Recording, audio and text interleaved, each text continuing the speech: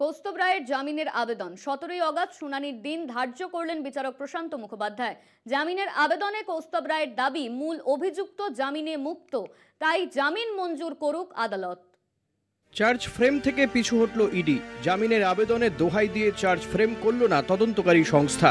এদিন শুনানি পর্বে ভাস্কর প্রসাদ বন্দ্যোপাধ্যায়, ইডির আইনজীবী, হুজুর, কৌস্তব রায় জামিনের আবেদন জানিয়েছেন।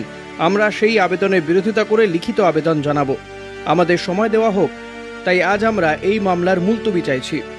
মৃত্যুঞ্জয় চট্টোপাধ্যায়, কৌস্তব রায়ের আইনজীবী, হুজুর, আমার মক্কেল প্রথমেই বেশ কিছু প্রশ্ন তুলেছিলেন। আপনি তদন্তকারী অফিসারকে আদালতে হাজিরা নির্দেশ জারি করেছিলেন, কিন্তু বিগত 4টে শুনানিতেও তদন্তকারী অফিসার হাজির হননি। আজও তারা হাজির নেই। ইডি সময় চাইছে, ঠিক আছে, কিন্তু তদন্তকারী সংস্থা আজ আদালতে জানাক কৌস্তব রায়কে আর হেফাজতের প্রয়োজন আছে কি নেই।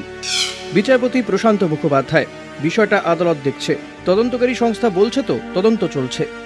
ভাস্কর প্রসাদ বন্দ্যোপাধ্যায়, ইডির আইনজীবী, হেফাজতের প্রয়োজন আছে কিনা বিষয়টি জামিনের আবেদনের শুনানিতেও নির্ধারিত হবে। মৃত্যুঞ্জয় চট্টোপাধ্যায়, কৌস্তব রায়ের আইনজীবী, আমি আদালতের কাছে আবেদন জানাচ্ছি। ইডি চার্জ ফ্রেমের আশ্বাস দিলেও তারা চার্জ ফ্রেম করছে না। ভাস্কর প্রসাদ বন্দ্যোপাধ্যায়, ইডির আইনজীবী, আমরা চার্জ ফ্রেম করতে প্রস্তুত। যেহেতু জামিনের আবেদন করা হচ্ছে, তাই চার্জ ফ্রেম করা সম্ভব হচ্ছে না। মৃত্যুঞ্জয় চট্টোপাধ্যায়, কৌস্তব রায়ের আইনজীবী, হুজুর, তাহলে ইডি যদি আজকে চার্জ ফ্রেম করে, তাহলে আমি জামিনের আবেদন প্রত্যাহার করছি। ভাস্কর প্রসাদ বন্দ্যোপাধ্যায়, ইডির আইনজীবী, এটা সম্ভব নয়।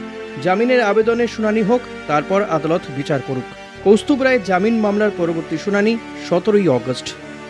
কলকাতা টিভি।